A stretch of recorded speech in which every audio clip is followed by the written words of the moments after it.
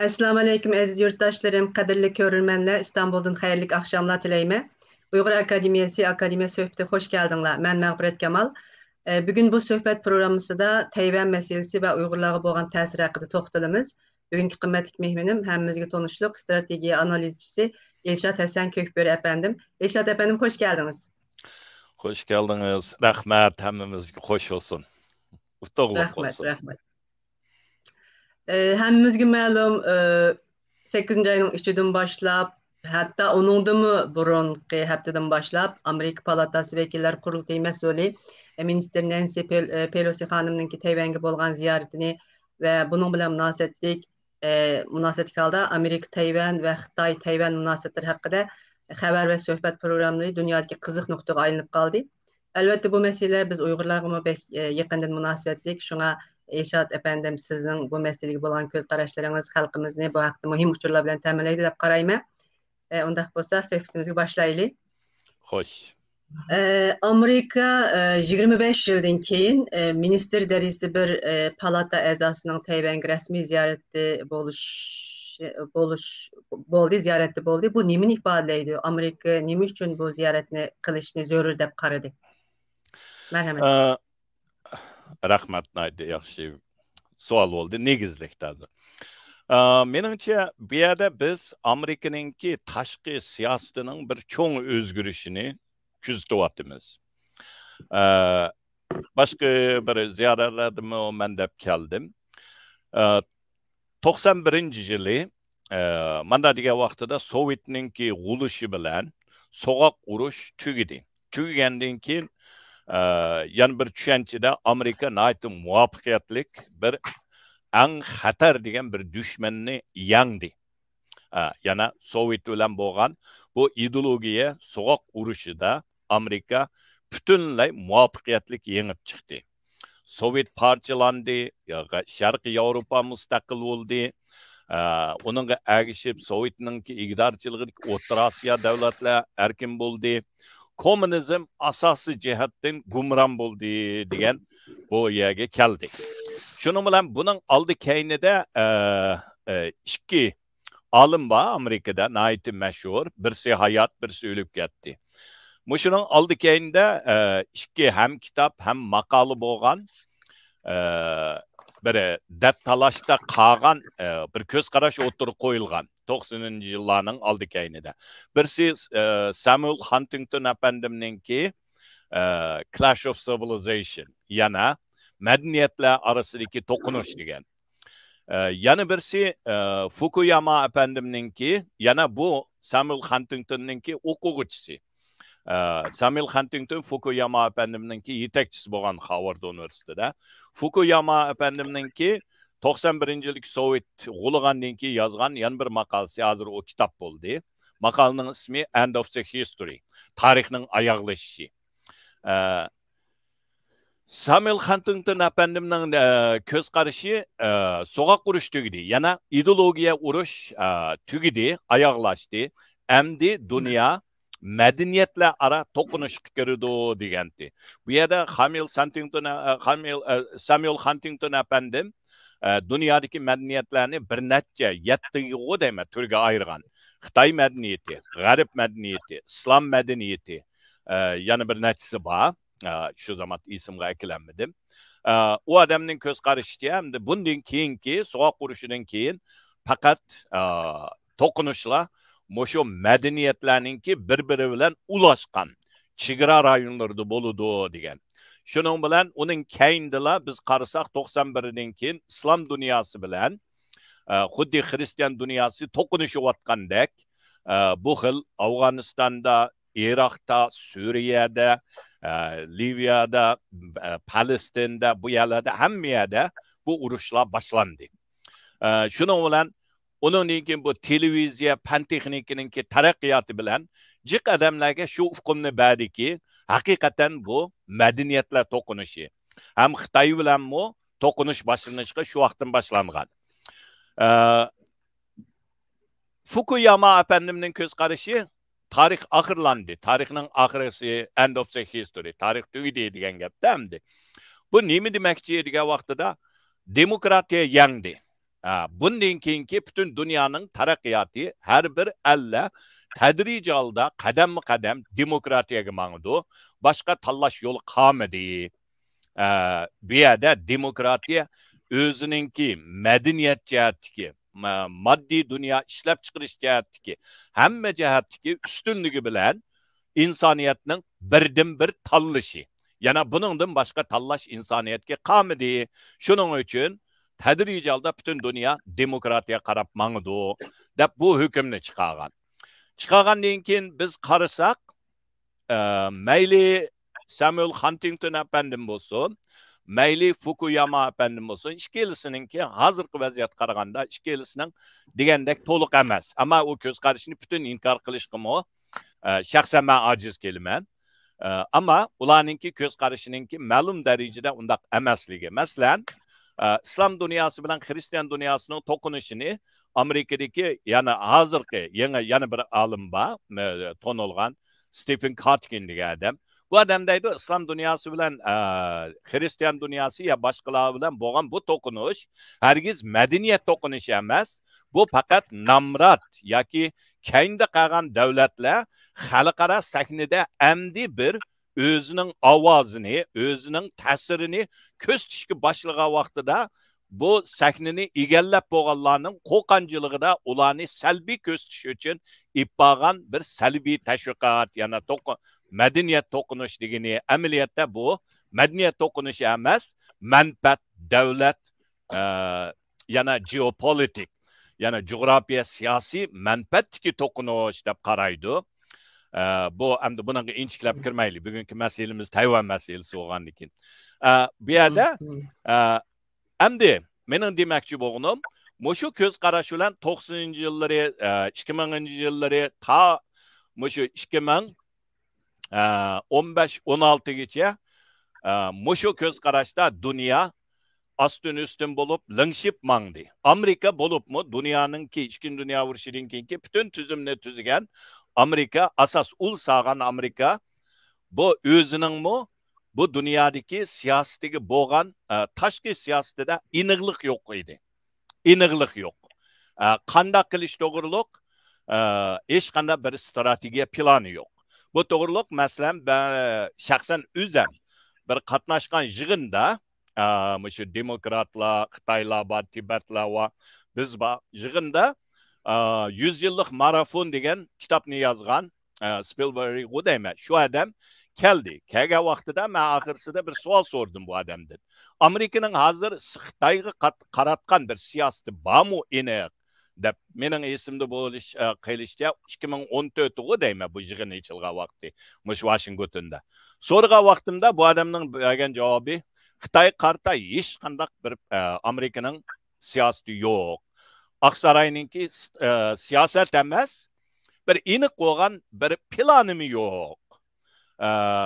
Burundan Nixon'dan tatib kelgan Amerikaning Xitoyga bo'lgan qaratgan siyosati, Xitoyni kuchlantirish, Rossni ajizlashtirish, buningdan boshqa hozirgacha shuni yaqinlab kelyapti, ammo hech qanday bir hukumatda, o hukumat degani almashayotgan demokrat yoki jumhuriyatchilar hokimiyat, bularda iniq bir siyosat yo'q degan.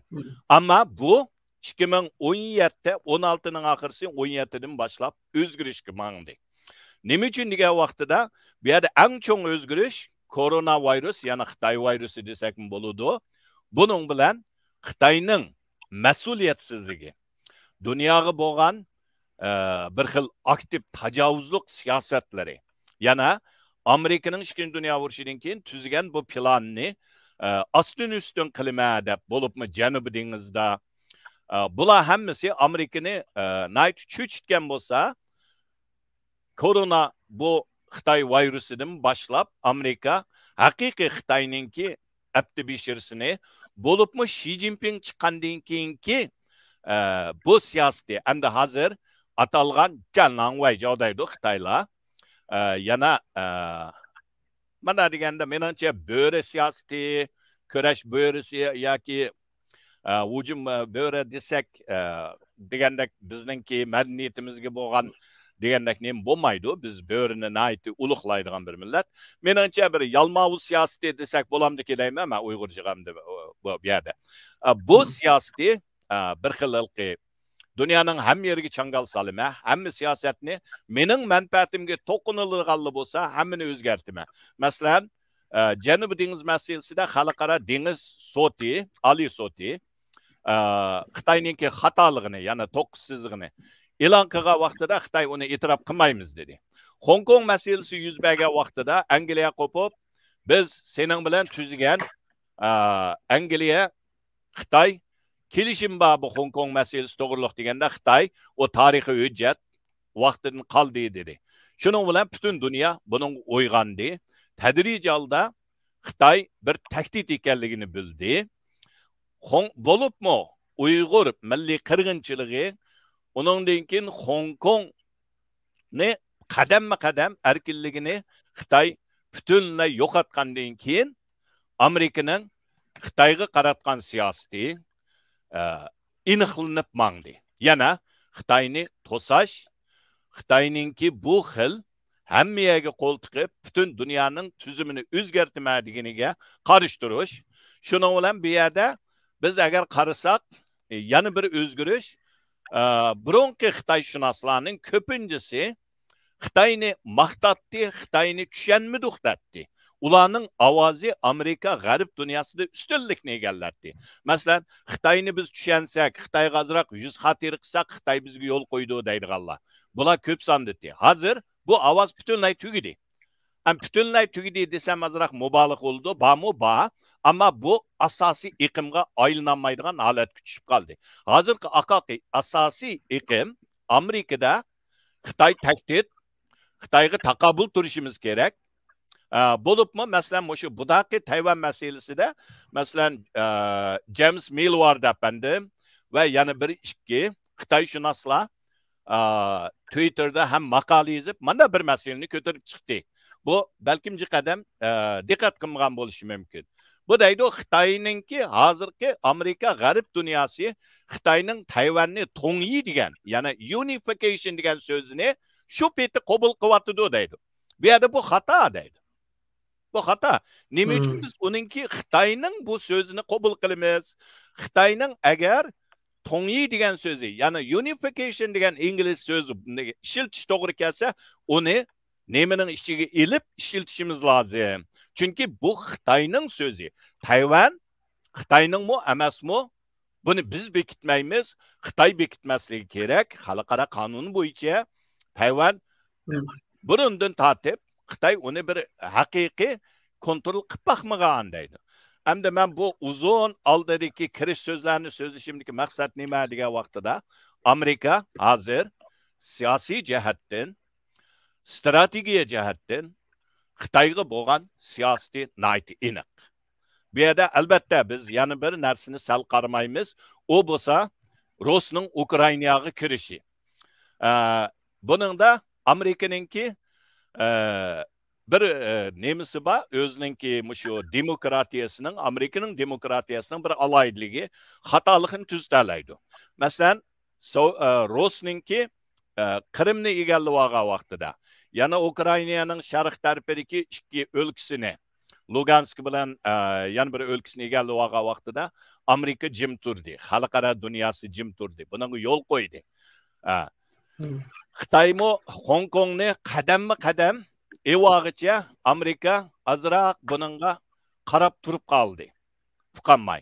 Shuning bilan Xitoy bag'an siri Xi Jinping hokimiyati ilgirlab menib Amerikani bo'zak yumshoqga deb qoldi. Bu yerda masalan shuningga agishib dunyoda yana bir iqlim chiqdi.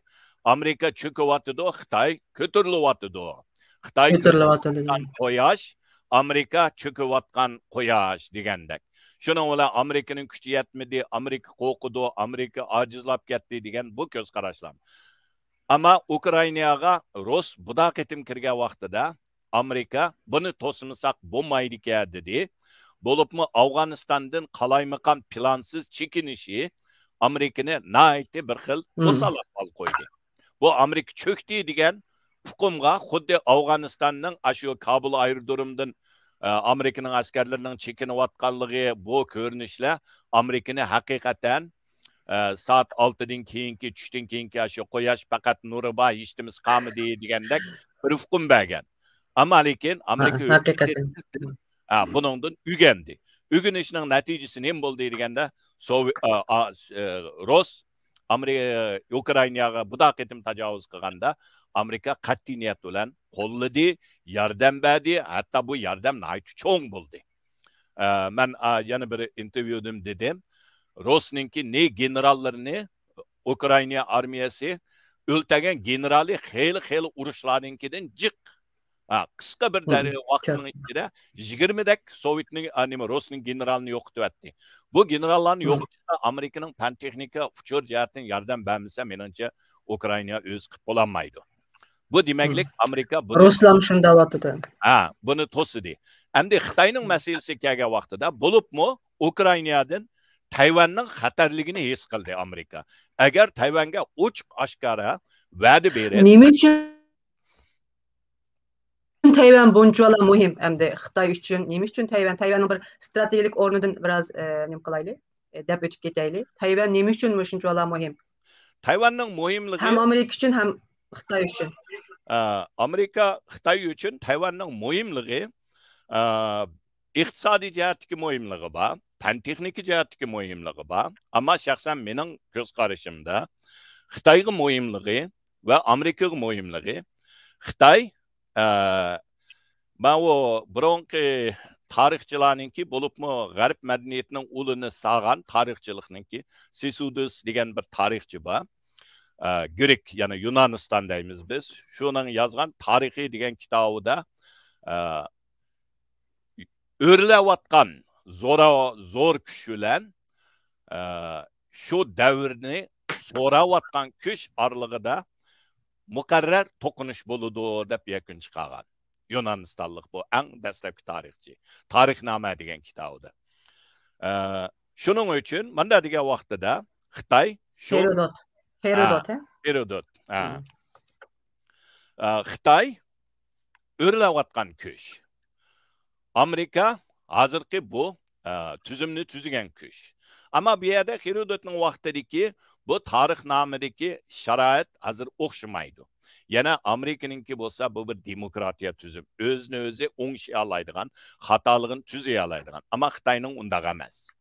Şunun için bir yerde mutlak bu ikisini seliştiğini bulmaydı. Ama Xitay dünyaya hocu bulumadaydiken, dünyaya bulup mu Asya'ya hocu bulumadaydı, dünyanınki tüzümünü özgertmədaydiken, çoğum Amerika'nı ikinci orunga yaki akık çekindiriş gerek. Amerikan çekindirişinin birinci kademi bulup mu Xitayning Şarq deniz tarafında Tayvan özünün koluğu ötüş gerek. Tayvan'ın koluğu amıgıca Xitay bu birinci Katar aralla nemisi Links'deydi, Dawlian'daydı Xitayla. Bu yerde şu Tayvan Katarlık bu Xitayni hazır tosap doğan bir tosak. Bulup mu şu Tinç Okyanı kiriş için. Tinç Okyanı kiriş için Xitay, Tayvan, Malaysiya ve Japon bu devletlerden korkmaydıgan, erkin bir yerden manalaydıgan buluş gerek. Şunun için Xitay hazır 9 sizikni bizning deydi, Tayvanni bizning devatıdı. Mana degan vaqtida Tayvanninki Xitayning koluğu ötüşü ya ötmesligi Xitayning kelgüside dünyaya hoca bola alamdı, bolanmamdı. Bununki halkılık bir stratejilik bir orun. Stratejilik orunda. Xitay bu Tayvan'ı aldı, Amerika demek Tinç Okyanı'ndan çekinişki mecburlandı. O vaqtida Amerika fakat şu Şimali Amerika'daki bir köş belki Avrupa'ya azırak tasir gösterleydi. Ama Asya, Tinç Okyanı'na mana degan vaqtida ta'sir ko'rsatmaydigan holatga tushib qoldi. Hattoki Xitoyning tuzgan tuzumi bo'yicha mengishga majburlanadi. Shuning uchun Amerika uchun Tayvanni qo'g'dab kelish, Yaponiyani qo'g'dab kelish, butun Osiyo, Tinch okeandagi bu deniz yo'li ve Amerika'nın demokratiya, tüzüm, erkinlik sistem bularını qoğdap gelişininki halka bu. Mandal degen vaqtida. Şunun için stratejiya o'rnimi muhim, siyasi cihetki, bu ideologiya cihetki köreşdimi Tayvan hazır halkılık bir narsega aylandı. Bir stratejiya o'rnga aylandı. Bu yerda xuddi Afg'onistonga o'xshash bo'lib qoldi. Afg'oniston o'z vaqtida Sovet bilan Amerikaninki kimning qo'liga o'tib ketsa, shu yengidigan ya uturdigan. Chunki Afg'onistonni agar shu vaqtda Sovet ep ketgan bo'lsa, balkim Eron, Hindiston bu taraflar hammasi Sovetninki, ya'ni kommunizmning ideologiyasiga uchrab, Arab dunyosimi ketib qolishi mumkin-di. Ammo oxirgi natijada Afg'onistonni Amerika ularga yordam berish orqali Afg'onistonni yengdi, Sovet g'ulidi.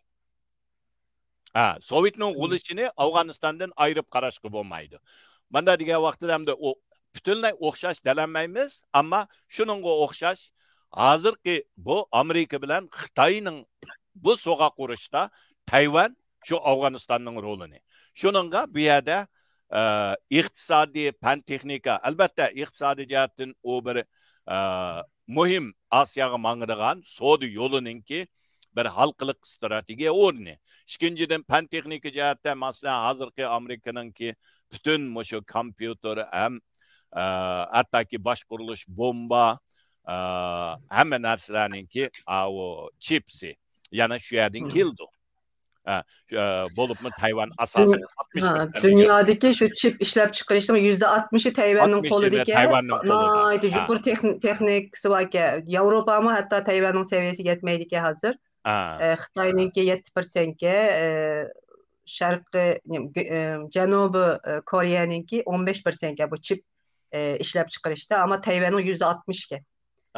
Şunun qaraganda hamda Xitoymi Tayvanni bombalab butunlayliqi yo'q qilishni nim qilmaydi, qo'rqidi. Chunki Xitoymi Tayvanga muhtoj deganga o'xshash nimalarmi bor-ku, ba'zan ko'z qarashi bo'yicha. Tayvanda agar bir urushib qoldigan ish bo'lsa, aldı bilan hatta İngilizlarning bir analizi varki aldığım gün ko'rdim. Eğer urushib qolsa boshda Tayvandagi chip ishlab chiqaradigan yerlarni bombalab Xitoyning qo'liga o'tib ketishining oldini olish kerak deganga o'xshashchu. Ba'zi ko'z qarashlarni so'zlayotdi hozir. Tayvan bu jihatdan texnikalik jihatdan haqiqatan muhim bir muhim o'rinda. 60 muhim. Bütün shu kompyuter ishlab chiqarish o chip bo'lmasa to'xtab qoldi ekan mashina deydi. Bu Tayvanning tarixiga keladigan bo'lsak, biroz deb o'tib ketdingiz. 17-asrda mening o'qigan materiallarimda 17-asrda bu Xitoyning emas, balki Manjularning qo'liga Manjular o'chog'i. Shular qo'lga tushaganki bu Tayvanni. Shuning bilan qo'shilganki, xuddi bizning Sharq Turkiston, nurg'un yerlar shu Mo'ng'ul Manju davrida qitilib ketib qoldi-ku. Shundaqki, hamda 1949-yilga kelgan vaqtida Kuomintang orolga chiqdi, bu yerda bir mustaqil davlat qurildi, Kuomintangninki boshqurishida. Onunki Birleşken Devletler Teşkilatı mı bunu resmi Xitoyning davlati deb tanıydı 1949-yilda. Lekin 71-yilda Amerikaning boshlamchiligi bilan, yardım bilan Kommunist Xitoy BDT'den Kuomintang BDT'den chiqarilib, Kommunist Xitoy BDT qabul qilindi ekan. Ama Amerika endi hozirgi vaziyat Mahfirat xonim, bir qistirib qo'ysam. 77 deyman, Kuomintang chiqib ketdi, BDT'den chiqib ketgan vaqti. 71 mi 77 mi? Ben 71 deb o'qidim. 77 bo'lishi mumkin. Balkim 71 bo'lishi mumkin, ammo 70-yillarda. Bu yerda shu vaqtida hamda yana bir masala bor. Bu yerda Tayvan Amerikaning shu vaqtida xalqaro bilan g'arb dunyosi asos deyish vaqtida agar Kuomintang qilib qolsa, xuddi Shimoliy Koreya bilan Janubiy Koreyadek ikki vakil ma'qul demakchi bo'lib buningga kelishgan. Ammo Chiang Kai-shek Kuomintang hukumati bu yerda birli Xitoy bo'ladi. Agar biz tursak ikki Xitoy bo'lib qoladi degan ilqi Manda degan Göz vaqtida qarashi. bizning hozir qarshi turayotgan Dayton yana cho'ng birligiga shu ideologiyasi bilan Jankayshi hukumati bu yerdan chekinib chiqib ketgan. Ammo bu Tayvan xalqiga vakil bo'lolmaydi. U vaqtida Tayvan xalqining irodasini so'ramagan, olmagan. Gomindang hamda hozirgi Tayvanliklarning ko'z qarashida u men Tayvanlik deydiganlar 60% dan yo'qdir. Raisini açtı. O Yerli Tayvanlik xalqi. ha, o Yerli Tayvanliklar deydi, Gomindang tajovuzchi deydi. Ha. Şununla aşını kirgizib qo'yay dedim. O yilki Amerika chiqarayotgan emas Gomindangninki Tayvan vakillerini. Tayvan vakilleri o'zlari ya biz Xitoy ya Qizil Xitoy turdi ya biz turmiz. Ular kirsa biz chiqitimiz deb chiqib ketgan. Yamanlab ketgan. Qo'ldan berayotgan, xato qilganda hamda hozir o'ylayman. Xo'sh. Şu Әмді мұшу жариянладың қарайдыған болсақ, Америка әмді şu çağdan Amerika'nın mı bazı bir yardım bop ki Xitay'nın çok komünist Xitay'nın ki BDT'ye kiriş üçün materyallaştırıp qaraydı ama nayt yaxşı toluqlama bədiniz. Hazır əmdə Xitay Amerika bu qılğan siyasetin pişman bolğan boluşu mümkün. Abiyam siz degen oxşaş Xitayni düşenmey, bütün dünya bu Xitayninki hazır iqtisadi cəhətdən nəhayət güclənib ketişigə səbəb oldu. Bütün dünya hazırgıca Angliya yılda 80 milyonga yaxın sterlin berib etibdi. İngiliz zamı bunu hazır tanqid qılatıdı. Nima üçün bersə? Çünki tərəqqi qılatqan dövlətmən deb turub elib Xitay nurgun məbləğini özüge elib bunu faqat Koral yaraqni tərəqqi qıldırış, təcavüzçülük ideyasını gücləndiriş üçün qollanyaptı. Yani demokratiya üçün kullanmadı bu selingan məbləğlərini degəndə göz qarashım var ki. Deməkçi boğunum, Amerika hamda birli Çin siyasetini davam qıldığanlığını yani bu qitim elan qıldı. Xitay sen şu siyasetini qarşı tudun dedi o ama Amerika dedi ki ben birli Çin siyasetini davam qıldırma davatıdı bir taraftan yani Tayvan'ın müstakillığını mı saqlab qilish kerakligini ta'kidlawatıdı. Bunundan qarağa vaqtida nima üçün hamda Amerika bu yerda qandaq bir siyosat qo'llandi? Nima üçün ham birli Çin siyosatini qo'llaydiganligini, davomlashtiradiganligini e'lon qildi, yana bir jihatdan Tayvanniki mustaqilligini mi qo'g'dab qilish kerakligini ta'kidlaydi. Bu yerda Amerika qandaq qilish kerak?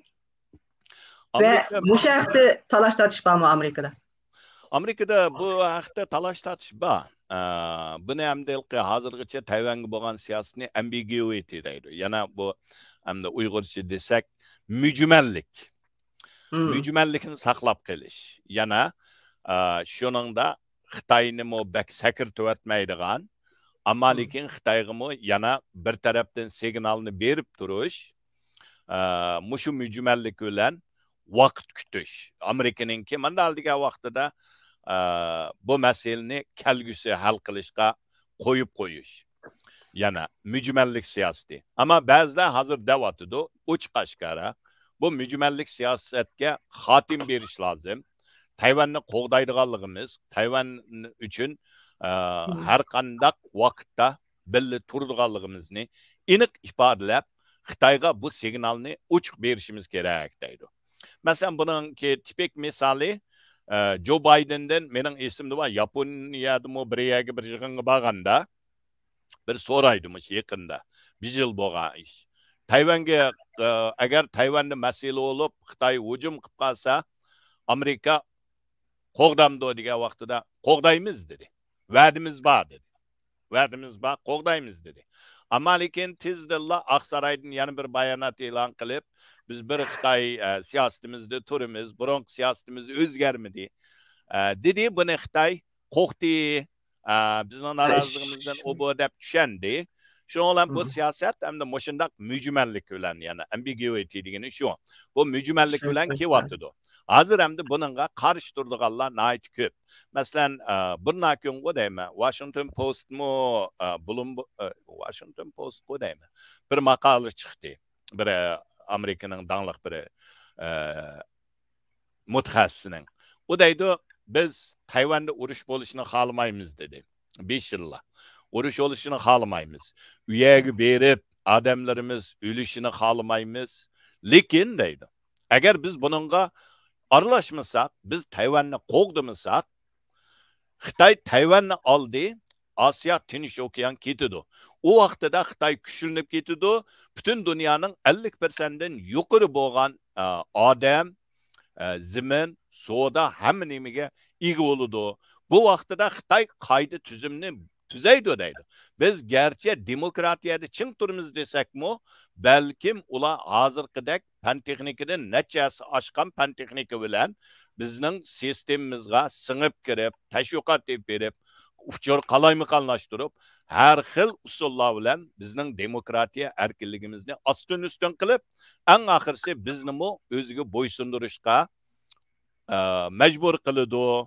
Shuning uchun Tayvanni qo'g'dash, Tayvan uchun bu urushga ikkilanmay, agar bo'lib qolsa, Xitoy tajovuz qilsa, ikkilanmay kirish, aralashish, Xitoyni yengish, Tayvanning mustaqilligini qo'g'dab qilish biz uchun qochanmaydigan bir majburiyat. Bu o'zimizni qo'g'dash deb manda bir maqolimi chiqdi. Bunda maqollar hozir bagan suri ko'payyapti. Abay men degandek James Millward efendimlarning az so'zimi bu burun anglanmagan bir gap. Mesela şu Xitoyninki har qanday gezitga qarasangiz, xuddi Tayvan haqiqatan bir Xitoyning bir qismi bo'lib, ularning shu Tongyi degini, ya'ni unification, birlashishimiz degini bir to'g'ridek hamma yerda gezitlarda buni ishlatgan. Bu demaklik Tayvanning xuddi xatodek bir hukm berdi. Hukm berdi. Shuning uchun hozir hamda ochiq oshkora bu so'zni ishlatmasligimiz kerak. Bu demek biz Xitoyninkini rost qilyapmiz deydigan bu xil ko'z qarashmi hozir ustun asos iqimga aylanyapti. Bu demaklik Amerikaning siyosati o'zgaryapti. Amerikaningki hozir Xitoy qaratgan bu siyosatlari aniqlab menyapti. Ham bu yerda abay bir degan nimaga yana bir nuqta esimga keldi. Masalan, Tayvan nima uchun Xitoyga muhim, Amerikaga muhim? Xitoy nima uchun alimiz deydi deganda yana bir maqoladimi buni ko'z tutdi. Meningcha men shunga qo'shildim ham bakarak tarafi. Deydi Xitoy burundan tortib Xitoy xalqiga, yana Xitoyningki zulm ostidagi Tibet, Uyg'ur hammasiga dunyoga berayotgan javobi demokratiya, erkinlik desa, voy, bizga muvofiq emas. Sharq xalqlari demokratiyani qo'llamaydi. Demokratiya bizga bo'lmaydi, bizning xalqimiz döt, demokratiyani ishiltanmaydi, saylam qilsan qalaymaqan diktator har xil odamlarni saylaydi. U bu deb mushunda nimalar bilan xalqni maldab, xalqaro shu tashviqni qilib kelayotgan. Ammo Tayvanningki yana Jiang Jingguodan keyingi Li Donghui, Chen Shui-bian, Ma Ying-ju, ta bugungacha Tsai Ing-wen xonim bularning demokratiya saylam orqali olmishi ve Tayvan xalqining demokratiyani naiti muvaffaqiyatli, naiti bir xil pishqan ahvolda. Gerçi o parlamentning ichida andimunda talashlar bo'lgan bilan, ammo sistema naiti siliqlik bilan mengayotganligi Xitoyning tashviqoti, yana kommunist Xitoyning bu Xitoy xalqiga, bu yerdagi xalqlarga bo'lmaydi demokratiya deganini barbod qilyapti. Bu bir naiti iniq bir selishtirma deydi. Yana manda deganda Xitoyning yeni qo'yib qo'ygan bir aynak, qara deydi. Ani ko'rdingmi degan. Shuning uchun Xitoy buningdan rohatsiz.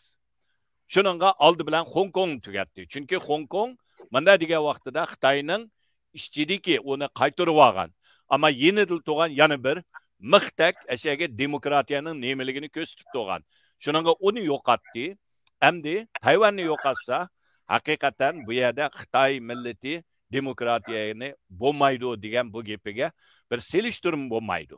Mana degan vaqtida bu yanılı tegtaktidan demokratiya, erkinlik, insoniyatningki bu kelgusi bo'layotgan bu ko'z qarash bilan diktator, zulm qiladigan bu tuzum ikki tarafning orasidagi bir selishtirma. Shuningga Tayvan Amerikaningki hozirgacha deyotgan yoki Fukuyama efendimninki tarixning oxiri deb demokratiya birdan bir insoniyatning yo'li deganni Tayvan bir isboti mandal deyotgan deganda. Buni Xitoy demoqchig'ini yo'q, bu insoniyatning oxirgi tanlashi emas. Bizning tanlashimiz, bizning tuzumimiz insoniyatga eng muvofiq deyapti. Buni ochiq deyapti Xitoy. Biz agar qarasak, shuning uchun bu Tayvanni ilish Xitoyninki bo'lmi deydiganda insoniyatga biz o'zining tuzumini tangmisimi, ammo Osiyodagi Xitoy tilini ishlatadiganlarga zo'laydigan, tanıdigan bir o'ziga qulaylik sharoit yaratdi. Hazır hem de Xitay'nınki muş ideyasını O'rta Sharqqa eksport qilyapti deydigan ko'z qarashim borchu. Muş bizning tuzumimiz eng yaxshi, eng ilg'or degan ko'z qarashni boshqalarga tengiyapti, lekin O'rta Sharqdagi davlatlarga eksport qilishga boshladi deydigan ko'z qarashim bor. Deganingiz to'g'ri. To'g'ri, u Osiyo, O'rta Sharq, hatto Afrikaga ham eksport qilyapti. Afrikaning ba'zi davlatlariga o'xshash kameralarni ko'chalarga bekitib, qarshi chiqqanlarni tutib, turmaga solib qilyapti. Xitoy mushu bizning tuzumimiz eng yaxshi, ulug' doidan birisi chiqsa, xalq ko'ngil bo'lsa, azroq boshqalarning erkinligini, boshqalarning hayotini qurbon qilish, o to'g'ri degan mushu narsani singdiryapti. Shuningga Uyg'ur milliy qirg'inchiligi yuz bergan vaqtida xeyli ko'plagan hatto Xitoyning ba'zi ziyolilari atalmış demokratlarimi nima uchun Xitoyni to'g'ri deydi deganda naq shu. Xitoyning qudrati uchun, Xitoy millatining, davlatining qudrati uchun Uyg'urlarni qurbon qilish, Tibetlarni qurbon qilish, o'gin kelgan vaqtida Xitoyning balkim Gansu, Xanan hamma o'lkalarini qurbon qilish bu haqli Xitoydir. Demokratiyaninkida har bir inson o'zi bir qimmat. Hech kimni qurbon qilishga bo'lmaydi deydi. Bu ikki hukm nayt cho'ng to'qinish. Xitoyning bu ko'z qarashi nayt xatarlik. Bu Xitoy siz deganga o'xshash faqat o'ziki o o'lkalarini emas, allaqachon yutib oldi-ku.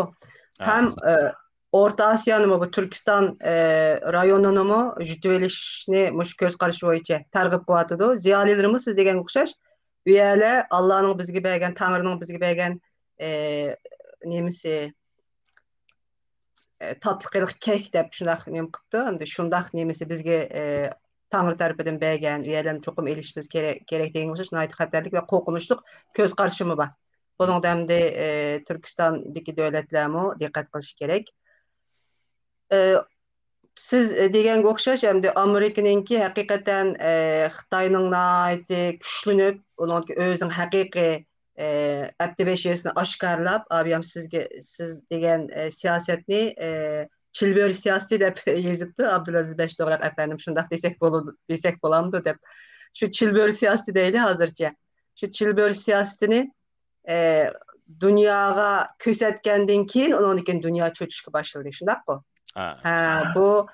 Bu Xitoyni bunchalar kuchlantirishga bo'lmaydi-ki deb his qildi. Onundan keyin hamda siyosatdagi ba'zi bir o'zgarishlar o'ttirg'i chiqibdi. Bu hamda Xitoyning hozir shunchalik qarshi turishi qaramay, tahdid sep ketdi. Men undaq qilib o'taman, bundaq qilib Tayvanni yo'q qilib o'taman degan o'xshash. Bunga qaramay Pelosininki Tayvanni ziyorat qilishi Amerikaning mushu siyosatining o'zgarganligini, Xitoyga cho'qin taqobil turish kerakligini, hamda Hong Kongni qurbon qildi onunga. Bu Tayvanni qurbon qilsa, hamda ertagun o'zining beshiga bir balo bo'lganligini his qilib yetganligi deb qarashga, Amerikaning g'alabasi deb aytishga bo'lamdi bu ziyoratni. Bu ziyoratni hamda Amerikaning g'alabasi degandan Pelosi xonimning g'alabasi desak muvaffaqiyat bo'ladi deb qarayman. Chunki Amerikada yana masalan Pelosi xonim menishning oldida Aqsaroydan basa bo'lmamdiki degandek ovozlar chiqdi. Shuning uchun buni Amerikaningki g'alabasi degandan Pelosi xonimningki g'alabasi desak to'g'riroq bo'ldi deb qarayman. Chunki Pelosi xonim Amerikaningki hamda asos qonuni bo'yicha hukumatning emas, hukumatni tangpunligini saqlaydigan bir organninki. Ham asos qonuni bo'yicha prezident agar bir favqulodda ahvolga uchrab qolsa, muavin prezident chiqadi. Muavin prezident favqulodda ahvolga chiqsa, Pelosi xonim Amerikani boshqardi. Uchinchi o'rindagi Amerikaning doilarining birisi bo'ladi, değil mi? Uchinchi o'rindagi doi.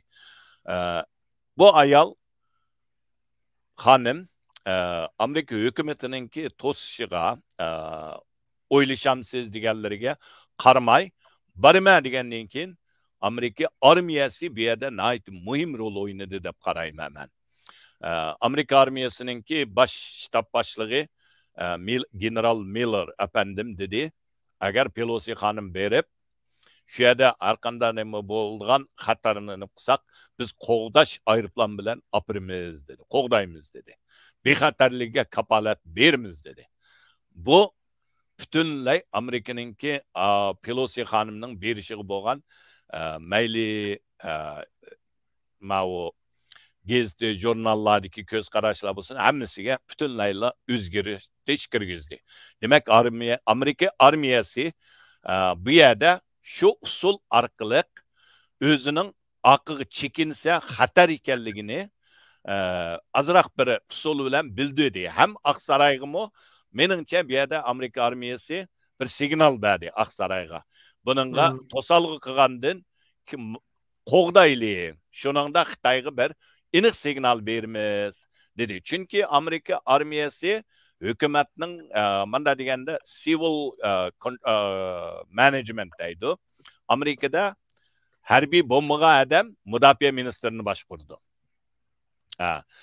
Buning maqsadi shu, askar bir neminingki Trumanning vaqtidagi shu vaqtda bekitilganki bu tushuntirish berilgan. 45-46 yillari.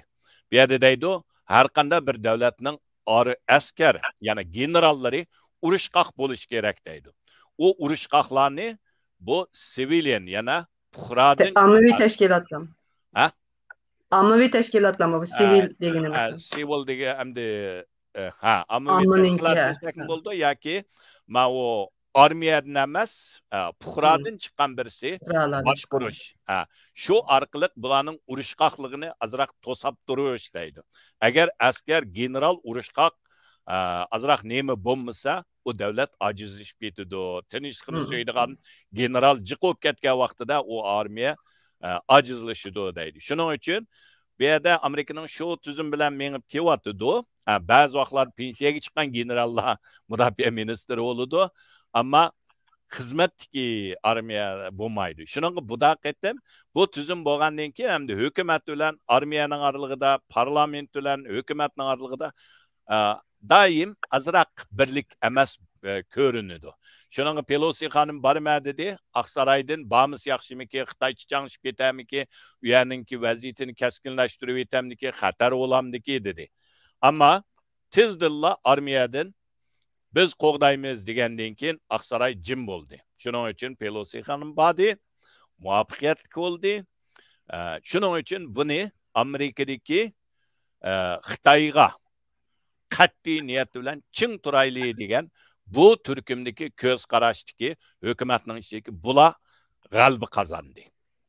Xitoy bu jihatda bir qadam orqaga chekindi, bir mana degan vaqtda kaçtığı bir şaplaq yegandek oldu Xitoy.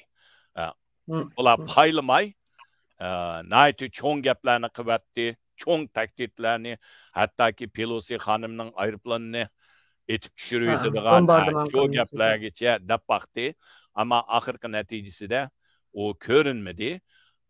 Eng qiziq yeri Xitoy Pelosi xonim ketib bo'lgandan keyin ketishni oldida dedi, biz harbiy manevr o'tkazimizda 5 rayonni ichiga Tayvanni qo'rishab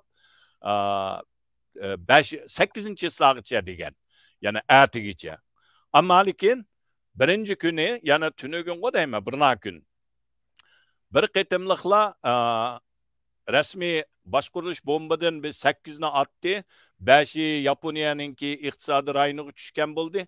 Shuni ularlar bu harbiy manevrni tugidi deb e'lon qildi. 8-yillargacha davomlashadiganini baldorim qildi. Bu demaklik mening ko'z qarashimcha Xitoy o'zi bu o'sal ahvolda qolganligidan bu yerda Xitoy hukumatidami bir kavak chak ketganligini his qilamiz desam menimcha bak nima emas, xato bo'lmasligi kerak deb qarayman. Demak, Xitoy bu yerda oxirgi natija kelgan vaqtida Pelosi xonimning bu safariga qanday bir polsiyar bo'lishini o'zim uqolmaydigan bir qalaymaqon o'sal ahvolda kelib qoldi. To'g'ri deysiz. Şimdi Pelosi hanımınki nemisiga qarab baktım ben azraq hayatıga. Naati demokratiyanı yaş vaxtlardan tatıp işte qoğdap şu demokratiya üçün nurgun küreşlerini qılgan hanımket. Hatta 90 yılı nemegi berip Beijing'e berip Tiananmen meydanında ya okuvuşta herkesini protesto kılıp pankart açkan ki açtaq videolarım var ki. Hakikaten aydı cesur bir hanım ki. O ayal çıntımıgan bolsa belki bu ziyaret bolmagan bolady. Aksaray allaqachon bamsang bolamiki deb ishkirinib qapti ki. Aksarayning biraz beli boş tek. Endi askeri nemeni biraz sözlediniz. Hazır iki devletlik harbiy manevr Amerika mı harbiy manevr ötküzümen dep ötküzüp atıdı deymi hazır yoki plan Ya qılatamdı. ötközmedi hem de ötközmek. Plan qıladı şu rayonda ötküzümen dep Malezya bilen go deymen. Harbiy manevr ötküzüş tayyorlab qılatıdı. Şimdi Amerika Xitay bilen uruşamdı. Muşundaq bir planı bağmı? Eğer uruş bolup qalsa Tayvan, Xitay ve Amerikanınki harbiy güç arasında qandaq farqlar bar? Bence Tayvan'ın 300 bin kişilik askeri var ki texnologiya jihatdan naiti üstün Tayvan dep qarayman. Xitayning 2 milyonga yaqin. 2 milyon hatta. Onun köp boluşu mumkin askeri. Amerikanınki endi nait güçlük ekanligini his qilma. 800'ge yakın hele uruş aeroplanları barke. Ha bir yerde yanı bir neyse Tayvan F-35 degen hele Amerika'nınki nemelerini harbiy aeroplanlarını işlep çıkardıgan teknologiyaga egike. Ama Xitay hazırca onun motorunu tek işlep çıkaramadı deydi. Bu haqda qanday qaraysiz? Bu harbiy kuch jihatdan bu davlatlar o'tirsizki farq qanday? Harbiy hamda bu harbiy mutaxassislarning so'zlaydigan qismi mening eng ojiz yerim shu balkim. Ama lekin biz bir narsani bo'libmi Rusninki Ukrainaga bo'lgan tajovuzdan keyin bir narsani his qildik. Masalan, shaxsan men o'zimmi o'yimda Rosninki besib kirgan vaqtida Kiyevga kirdi, yenidagi bir aerodromga askarlar tushdi. Men qarab bu Ukraina tugidi. Jiqos bir 2 kun, ya bo'lmasa bir 5 kundan keyin bularni butun egallab ketadi deb o'ylagan, faraz qilgan. Ammo lekin unda bo'lmadi. Oxirgi natijada Rus chekindi, asosan Kiyevdan chekindi qolgan qismidan. Hozir urush yana Rus bron egallab olgan Lugansk bilan yana bir rayonda shu tarafda bo'lyapti. Donbass bilan Lugansk rayonida. Demak, Rusni hammamiz bilamiz. Dunyodagi ikkinchi cho'ng imperiyadan qilib qolganti. Qilib qolgan bir qoldiruq. Hamda ularda harbiy kuchi kuchlik deb o'ylatdik. Bütün dünya shunda o'ylagan. Butun dunyo shunda o'ylagan. Ama natija unda chiqmadi. Masalan, bir misol. Hozirgi Turkiyaning ishlab chiqargan odamsiz aeroplani, ya'ni Bayraktar demdi, bilim deylik. Bayraktar markalı. Markalı. Bu aeroplan shu Ukraina urushida nayt halqliq rol o'ynayotdi Ukraina tarafga. Shuningga bu da Putin Erdo'g'an bilan ko'rishgandimi, bo'lsa shu aeroplanninki zavodini rost qursanglar, ishlasanglar deydi. Demak, Turkiyani hamda masalan jiqadamlar balkim harbiy kuchida o rosk selishtig'ini bo'lmaydi deb o'yladik. Ammo demak, Turkiyada shunday bir fan texnikalar borligini his qildik. Buning harbiy kuchining kuchlikligini his qilyapmiz. Shu bir hamda qurolda qolgan nima qurollar bor Turkiyaning biz bilmaymiz. Urush bo'lmaguncha buni bayqamoq tas. Shuning uchun hamda qaytib kelib Tayvan bilan Xitoyninki harbiy jihatdagi kuchini selishtirsa, haqiqatan Xitoy xuddi bir to'gidek. Ham Tayvan balkim bir to'g'idakli-da, hamda bir xo'rozdek. İkisini selishtirsa bir to'gi bilan xo'roz so'qisha olamdi deymiz. Lekin to'gi ucholmaydi, ammo xo'roz ucha olishi mumkin. Jiq ucholmasin. Men bunday misolni yaxshi bilaman. Yaxshi bo'lamdiki deyman.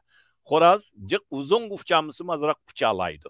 Tayvanninki harbiy aeroplanlari kuchlik, boshqurilish bombalari Amerika'nın texnikasi bilan. Bularninki nishonga tegish nisbati uzun musafasi Xitoyninkidan fan texnik jihatda ustunligi aniqlar. Bu yerda hamma odamning ko'rayotgani Xitoyning armiyasi havodan, dengizdan kelib hujum qilsa, Tayvanning o kichikkina armiyasi yetisha olamdi deydi. Hem Hazır adam küçü cəhətdən o seliştoğanda Tayvan 25 milyon değil mi? şu. O Hı. iki alamda o deymizde hem de o Xitayning Hı, 2 hı, milyon askeri, muntizim askeri. O hı. kısa yani belki 5 milyon, 8 milyon mu buluş mümkün o asker gücü. Çoxum ha. Şununla biz addiyle seliştirip oylasak, asmandan düşse, denizden çıksa, hakikaten xuddi Tayvan bir hiç kim kılamayırgandek. Lekin Ukrayna urushida nima uchun Amerika bir 2 haftaning oldida Rus hujum qilmoqchi dedi. Hammamiz kuldik. Amerikaningki bu o'ziga o'zi da'vatamdi dedi. Xalqaradan kuldi, Putin dedi, "Va Amerika tush ko'ryapti" dedi. Hammadan bu yag'an deb hatto Yevropa do'stlarmi Amerikaning Amerika bu yerda dedi, yo'qolan bir gaplarni qilyapti dedi. Ammo oxirgi natija isbotladiki Amerikaning istixboroti bu qitim nihoyatda unumli bu uchurlarni Hı. egallagan. Rusning kiradiganligini, askarlarning tayyorligini hammani aniq bilgan. Shuning uchun Ukrainaga to'xtamay bu uchurlarni yetkazmadi. Ukraina hukumati azroq tayyorlik bor bo'lganligi uchun oldida bir 2 kun chidab turalidi. Uningdan keyin Yevropa Amerikaning yordami keldi. Qaytarma hujumga o'tib bir turkum Kiyevning atrofiga kelgan Rus askarlarini chekindirdi. Ammo bu yerda bir farq bor. Yana hozirgacha Ukrainaninki Rusning ichidagi, chegara ichidagi harbiy organlariga, muhim halqiliq yerlarga hujum qilmadi. Buni Amerika ba'zi bir uchurlarga qaraganda to'sigan Ukraina o'zining unchalik qurolning yo'qligi.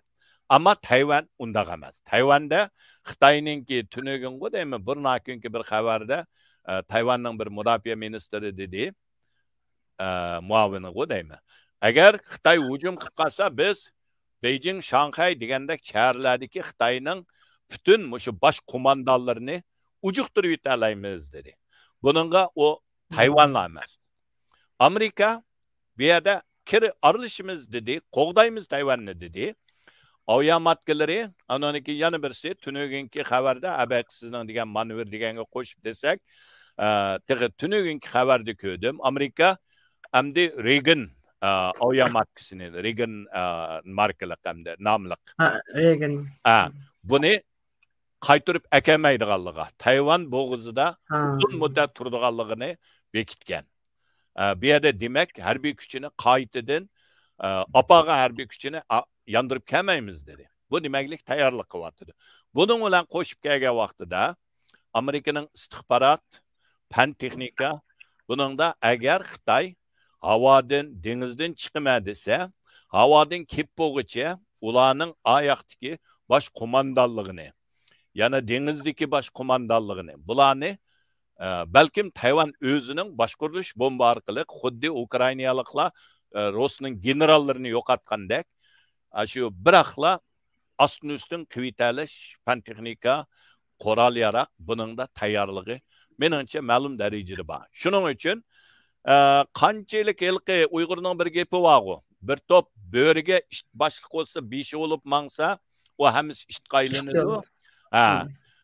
Bir top ishqa bir bo'ri boshi bo'lsa, bo'ri bo'ladi. Deganga o'xshash o beshini yo'qotayotganlikin o Xitoyninkini biz bilamiz. Rusningmi Ukraina urushida hammamiz agar diqqat qilsak, harbiy nuqtadan elib yetgan vaqtida bir cho'ng xatoligi, o to'g'riliq men bir xizmatdashim burun armiyada tug'an, shuni paranglashsam, uning degini u odam shu Ukrainaga berib harbiy tarbiyalashdi, yetakchi bo'lganki. U deydi, Elshad deydi, Rusning tuzumida cho'qim polkovnik diviziya boshlig'ining buyrug'ini kutish, diviziya boshlig'i bosh qo'mondonning buyrug'ini kutish. O'z oldiga bir nim qilolmaydi. Amerika askarlari bilan Amerikaning sistemasidagi, yana Ukrainani shu Amerika sistemasi bilan tarbiyalagan. Yana agar skadron boshlig'i o'lib ketsa, shu yerdagi eng yuqori bo'lgan askar u qo'mondonlik qilib, o'zi nishonni belgilab, bu urushni davomlashtira oladi. Ama Xitoy o'xshash Rusninki bilan bir qadam yana daraja buyruq kutadigan sistem. Shuning uchun uningki eng beshini ivassa, tövandikilari Xitoy o'zining bir gapi bor. Bişi yok çivin dep. Vuto çangyin deydi. Şu bişi kesilgen çivin okşaş pekiraştın başka iştim kılamam. Bu tüzümde bolup mu Xitayninki Xi Jinping çıkandan keyin bu tüzümni texmi güçlendiripti. Yana derece buyruk kütüş. Buyruk olmasa iştim kılanmaydı. Bu tüzüm seliştiriş, pan-texnik seliştirgan vaqtida meningcha Tayvan unchalik harbiy jihatda aciz emas, unda tayyorsiz emas. Shuningga harbiy to'g'riliq selishtirma bo'lsa, mening ko'z qarashim shu. To'gi bilan xo'roz, ammo lekin to'gi ucholmaydi, xo'roz oz o'simi ucha oladi. Ucha olgandan keyin to'gini xeyli avar qilib, balkim halsizlantirib, ho'shidan ketkizib o'tishim mumkin. Shuningga addiy selishtirma meningcha ba'zi vaqtlarda to'g'ri chiqmaydi ekan. Bo'libmi shu Rus bilan Ukrainada biz ko'rdik. Xo'sh. Rahmat. Bu işgüdü otursak ki diplomatik üstünlük talışla hazırki vaziyet nayda ciddileşip gitti. Bütün dünya uruş çıkan mı dep nayda ensirep gitti. Ne çıkının yaqı. Hem de Uygur meselesi kelsek bu dünyanın vaziyeti, hazırki vaziyeti Uygurlarınki işiga, davası kandak tesir kıldı. Amerika'nın Uygurlar bilen münasebetli bir planı var mı sizce? Bütün muş işin içinde Uygurlar var mı? Uygurlarını mı? Uygurlar unutup kalmagandı.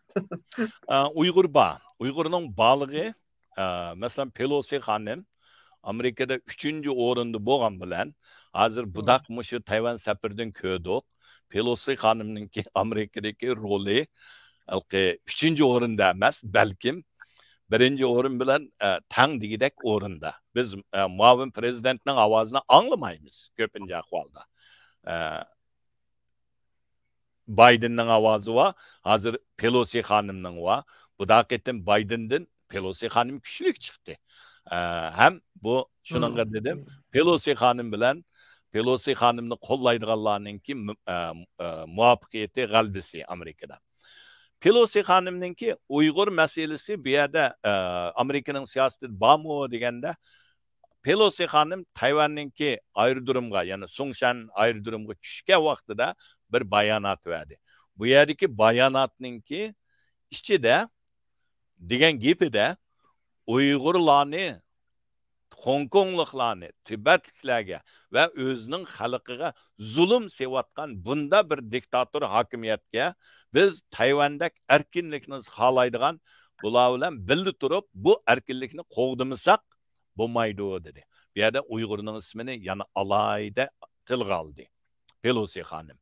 Onun deyinki ikinci günü hemimiz bilimiz biz Uygurlarning milliy qahramoni deb qaraydigan Örkeş Devlet Efendi bilen körüşken vaxtıda o körüşüş Örkeş Devlet Efendi bilen yalğız emas.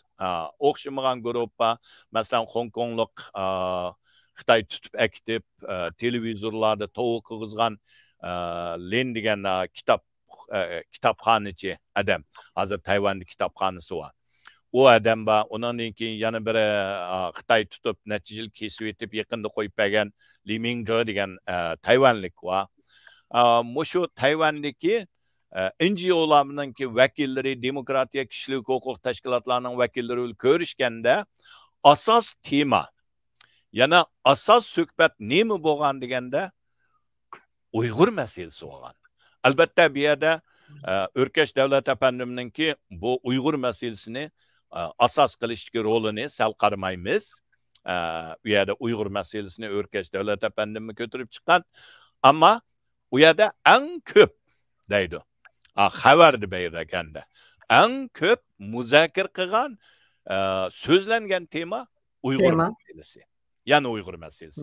Demak, bu Pelosi xonimninki ko'ngildagi bir muhim bir tema. Pelosi xonim Amerikaning qonunni tuzaydigan organning eng cho'ng boshlig'i. Yana Uygur kişilik hukuk kanunu, Uygur mecburi emgekini tosaş kanunu, Katarlık hem kanunlarınki parlamentin ötüşüde Pelosi hanım mühim rol oynagan. Şunun için kesip italayımız ki Uygur meselesi hiç kaçan Amerika'nınki hazırki muşinatçılıdaki siyasi tizimligiden kep kalmadı. Hem bu yerda aniq bir siyosat bor.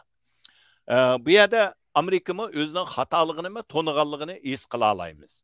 Masalan, biz G'ulji voqeasi 97-yildagi G'uljida ipagan qirg'inchilik. Uningdan keyingi boshqa qirg'inchiliklarda 2009'daki qirg'inchiliklarda biz Amerikaga vaqirdik, yig'ladik, ovozimizni anglatishga urindik, g'arb dunyosiga urindik. Ammo shu vaqtlarda asosan Xitoyning ovozi bizninkidan ustunlikni egallagan. Bu yerda Amerika ve g'arb dunyosining bizningki bu ovozimizni, bizning bu sadoyimizga ahamiyat bermaganligidan bugungi kunda biz milliy qirg'inchilik uchrayapmiz. Shuning uchun Amerika bu yerda o'zining bir xatoligini to'nib, hozir hamdi Uyg'ur masalasida alohida bir siyosatlarni chiqarish, shuningga ba'zilar hozir hatto Xitoyning ba'zi demokratlari chidamay qoldi. Chidamay qilib Uyg'urlarga hujum qilishga boshladi. Bu chidamaslik nereden keldi deganda, Uyg'ur 2016dan tortib Dünya Uyg'ur qurultayininki stratejik planlarınınki qadam-qadam menishi bilan Uyg'ur masalasi dunyoninki albatta bu yerda milliy qirg'inchilikning muhim nimasi bor. Sababi Uyg'ur masalasi Amerika ve g'arb dunyosida asos temaga aylandi. Asas temaga. Hem ko'ngil bo'ladigan, mesela Angliyada mı naiti ovozimiz chiqyapti, albatta buning da yana bir mening har doim cheksiz hurmatimni bildiradigan bizning ayol qizlarimiz. Mayli Fransiyadagi Rayhan bo'lsin, mayli Angliyadagi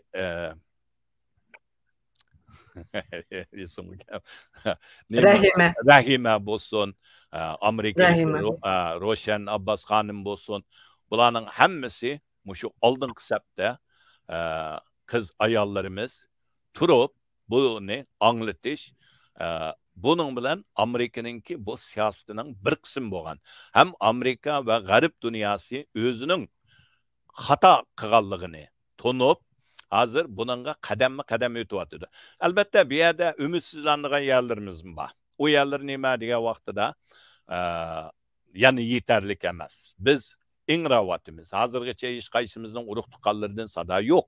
Tirik o'likligini bilmaymiz. Yo'q. Bilmaymiz. Shaxsan men o'zim opamning hayotmi, nemada, nada uqmayman, singlimning nadaligini uqmayman. Lekin bir hukumatlarni safarbar qilish, ularni bizdek mazlumlarninkiga shu zaman igi chiqishiga undash, ishtirish, ularni turg'izish bu uzun bir musofika. Bu yerda qisqacha bir deb qistirib kelsam, burunmi dedim. 2017'den keyin men to'xtamayman shu Ikkinchi dunyo urushidagi Yahudi qirg'inchilik to'g'riliq kitoblarni o'qiyaptim, tadqiq qilib beryaptim o'zimninki nemasi bo'yicha. Shu vaqtida birsi Yahudilarninki Dünya Yahudilar qurultayi, ya'ni bizning Dünya Uyg'ur qurultayiga o'xshash ismdiki, faqat Uyg'ur Yahudiga ularni.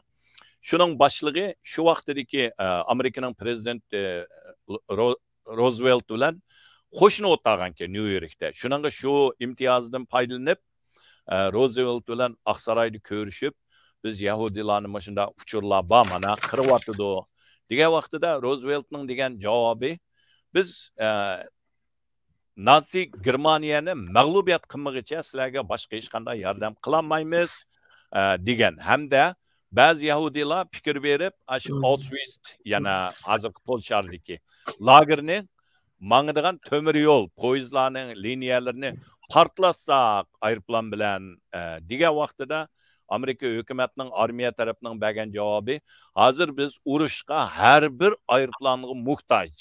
Biz uni urush maydonidan ayirib ayaga operamaymiz. Shuning uchun saqlanglar, biz urushni tugataylik degan. Bu harbiy jihatdan Amerika hukumat jihatdan bergan shu vaqtdagi Yahudi tashkilotlarga. Ya'ni biz Yahudilarni kuchli deb qaraydi dunyoda jiqlar. Ammo shularmi shu vaqtida Amerika hukumatini shu zamat ularning degan yeriga akilanmagan. Undan keyin yana birisi tunugini o'qidim, yana bir kitobni. Shu vaqtida Yahudilarninki Hollywoodda ta'siri bor deymiz, ammo shu vaqtda Hollywoodninki bir kinoni ishlagan vaqtida yana g'arb frontida tinchlik degan kinoni ishlagan vaqtida Gitler nayt xafa bo'lib ketib, u azroq shu Germaniyani nim qilgan salbiy ko'rsatgan kino. Xafa bo'lib ketgandan keyin Hollywoodninki nemis natsiyalarni apu so'rab, ashularninki digini bo'yicha kinolarni ishlagan. Nima degan vaqtida shu bozorga selish uchun. Demak, bir davlatni, bir boshqa mana degan vaqtda bizga yot bo'lgan bir millatlarni bizning davoyimiz uchun, bizning jig'izorimiz uchun, bizning zulmimiz uchun ularni butun insoniyat vijdoniga keltirish o bir uzun musofa.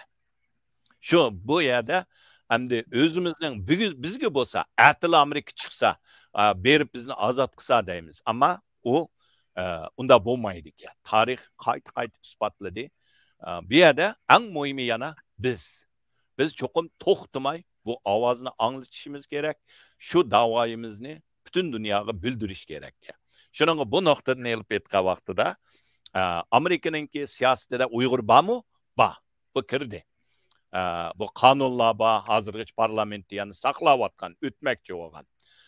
Qonunlar bor. Onun için bizning bu yerdagi tashkilotlarimiz, shaxsiylarimiz to'xtamay hukumatlar bilan ko'rishyapti. Masalan, Pelosi xonim menishdan burun Uyg'ur harakatining beshi bo'lgan Roshan Abbas xonim, Uyg'ur tadqiqot markazining mudiri bo'lgan Abdulikim Idris apandim, Uyg'ur kishilik huquqninki Ömer Qanat, bular hammasi ko'rishyapti. Masalan, Nuri Turkiya apandim Amerikaninki muhim bir o'rinninki reisi. Bu nima uchun Uyg'ur bu siyosatning markazi bo'lganligidan shuni ashaga qo'ydi. Shu orqali Xitoyga ma'u bizning ko'ngil bo'ladigan masala dedi. Undan keyin yana bir nima ism qolamadim. Qizchag'imiz o parlamentda hozir burun Aqsaroyda ishildi. Bu nima degan vaqtida Alnigar kirib Aqsaroyda ishildi. Bu Nuri Turkiya apandim aytdi. Bularning hammasi nima deganda Amerikaninki siyosiy bu nemisida ajandasida Uyg'ur masalasi muhim o'rinda. Muhim o'rinda. Bu oddiy emas. Biz xeyli tashkilotlar, millatlar bir 10-15 yil, 20 yil mangan musofani biz bir necha yilning ichida besib o'tib Amerikaninki tashqi siyosatida, bo'libmi Xitoyga bo'lgan siyosatida zo'r ta'sir ko'rsatadigan bir millatga aylandik. Bizningki Amerikadagi nopsimiz ne? Bu yerdagi bo'lgan ta'sirimizga selishtirsa, bu cho'ng cho'ng. Bu bir cho'ng o'zimizga bir mürimizni bunda urib qo'yadigan bir muvaffaqiyat. Ammo lekin xalqimizning tatayotgan zulmiga selishtirsak, albatta bu yerda o'zimizning mürimizga uranmaymiz, vijdonimizga uramiz. Bu yerdagi bu tangpongliq bularni ko'ra olishimiz lozim. Shuningga Tayvan masalasininki negiz yana bir yeri Uyg'ur masalasiga tutishidi deb xulosalayman. Rahmat. Ko'p rahmat. Amerikadagi Uyg'urlarning ko'rsatayotgan tirishchanligi sal qarashga bo'lmaydi. Haqiqatan boshqa yerdagi Uyg'urlarningmi Uyg'urlarni o'rganishga tegishli deb o'ylayman. U yerdagi ziyolilar siz ismlarini atab ketdingiz. Ya'ni nurg'unlari sizning babuning ichida qattiq tirishyapsizlar. Ish qilib umidimiz kundan kunga mencha zo'rayapti. Umidimizni yo'qotib qo'ymasligimiz kerak. Agar endi mushu tema ustidan agar oxirgi bir savol, bir soatni oshdi vaqtimiz. Agar Xitoy bilan Amerika urush qo'zg'asa, bu vaziyat ostida Uyg'urlar nima qilishi kerak? Uyg'urlarning bunga tayyor, Uyg'urlar bunga tayyor deb o'ylamsiz? Meningcha Amerika bilan agar Xitoy meningcha to'qinishidi. Bu kun faqat qaysi kuni qachon keldi? Agar to'qinish bo'lmaydi degan vaqtimizda Xitoyning ichki jihatdan cho'ng siyosiy o'zgarish, ichki urushga aylansa, u vaqtida Amerika bilan to'qinishmaydi, o'zaro o'z ichida bizga yana bir bir fursat bo'lib keladi. Fursat bo'lib keladi, ammo men uni bizningki cho'qim qutuladigan kunimiz demayman. O fursat bo'lib keladi. Bu fursat bizga qoladi. Tutish tutanmaslik. Amerika bilan to'qinishib qolsa, bizni Amerika o'zi tayyor qiladi. Onunla men ishondim kamil. O kimni izlab, nega opirib, kimni qayerga qo'yishni Amerika bu jihatda tayyorligining borligini menimcha men his qila olmayman. Masalan, Iroqninkida bo'lsin, mayli Afg'onistonninkida bo'lsin, Amerika bir unda to'qinish vaqtida kimlarni qayerga qo'yish, qanday ishiltish uni biladi. Ham bizmi uninga tayyor deb qarayman. Chunki biz Uyg'urlar hamma jihatdan yetilgan bir millat. Biz alayidligimiz xeyli jiq millatlarga, bu yerda men boshqa millatlarni to'van qarg'in emas, ammo faqat biz selish bo'lsak, biz Uyg'urlarningki g'ururimizning ustunligi uchun biz burundan tartib, shu vatanda vaqtimizdan tartib, mayli shaxsan men yoki siz bo'ling, hammamiz Xitoydan qolmaymiz degan bunda bir hukm bordi bizda. O'qsaqmi Xitoyni oldiga o'tishim kerak debdik. Xitoycha o'rgangan vaqtimda meningmi shu Xitoydan yaxshi so'zlaydigan, Xitoydan yaxshi biladigan, Xitoyning oldini to'sa oladigan dadamning gapi bo'yicha nam berib cho'nqivatma seni Xitoyga uturib qo'ymasliging lozim dedi. Shu utamayman deb shuningda o'qidik, shuningda yetildik. Shuningga Uyg'urlar Xitoy bilan bu uzun yil raqobat jarayonida mayli fan texnikada, mayli iqtisodda, mayli turmush madaniyatda biz nəhayət yetilgan bir turkum sarxillarni yetishtirib chiqqan millat. Masalan, Amerikaninki, men endi Yevropani bak bilib ketmayman. Amerikaninki har qanday universitetga, dangliq universitetlarga borsa, oz deganda 1dan 2dan, ba'zilarda 4, 5, 10 ga yetadigan Uyg'ur u yerda tadqiqotda professor bo'lib ishlayotgan. Bizning nopsimizga selishtirsa, bu hayron qolarlik bir natija. Hayron qolarlik. Uningdan keyin men yana bir demoqchi bo'lganim, bizning yosh bir avlodlarimiz. Masalan, Yaponiyada saylamga qatnashgan qizchaq. Ismini esimga kelolmadim. Mayli natijalik bo'lsin, bo'lmasin, shunda bir jur'atlik bir Uyg'ur qiz chiqib, Yaponiyadek bir sap yaponliklar siyosatini so'rab kelgan bir sahnaga chiqib, 135 milyon yapon xalqining ichidan ikki Uyg'ur. İki Uyg'ur chiqib shu saylamga qatnashi, bu bizning yangi avlodlarimiz nayki kuchli kelyapti. Bular yetilib chiqidi, ya'ni ularning keyinda bor. Bu natija demak biz Uyg'urlar bir davlatni boshqarish, bir davlatni mang'uzishga biz tayyor millat. Faqat biz vatanimizni tattirib qo'yganligimizdan musofirchilikda boshqalarga ishlayapmiz. Albatta biz suyunimiz, o'zimizningki turayotgan davlatlarga suyuymiz.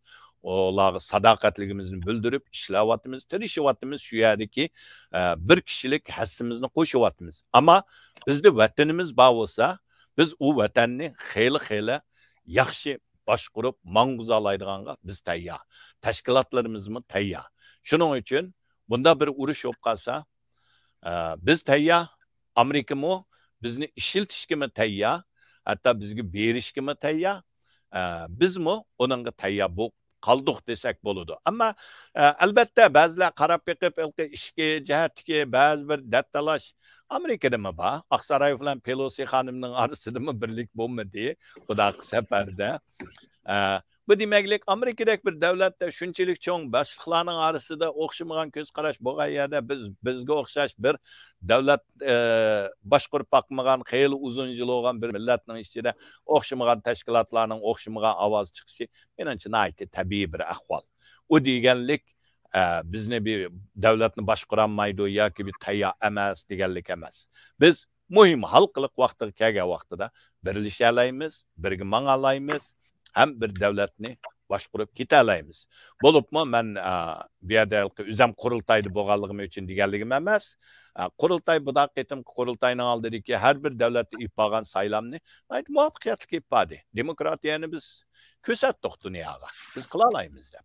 Bu demaklik biz tayyor. Xo'sh, rahmat. Shuni bilan tugasak. bu gaplarınızı anlap ben bek hoşal buldum. Hakikaten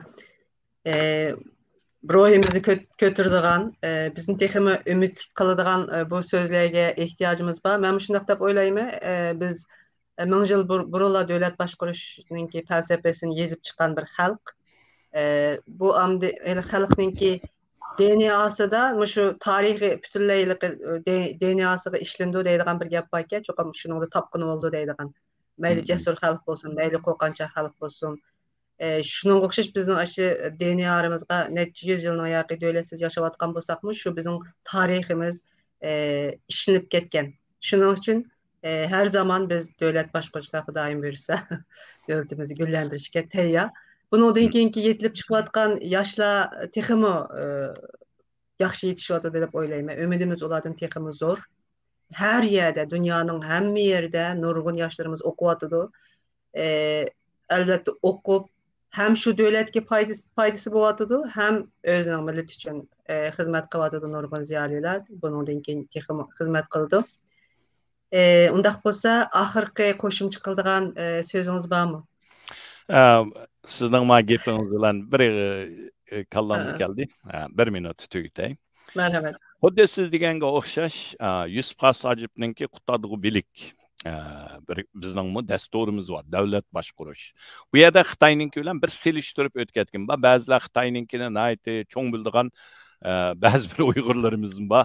Va Xitoyning ko'nglisi va 36 yil mekri va Sunzibin bizningki şu kitapta Yusuf Qasojevning qutadigu bilikda bir davlatni qanday qilib qonun bilan boshqarish, bu g'arbninki qonun bilan idora qilish bilan o'xshash hukmdagi bu narsalarni shu vaqtida bekitgan, shu vaqtida tadqiq qilib Yusuf Qasojev bizga aniq tushundirgan.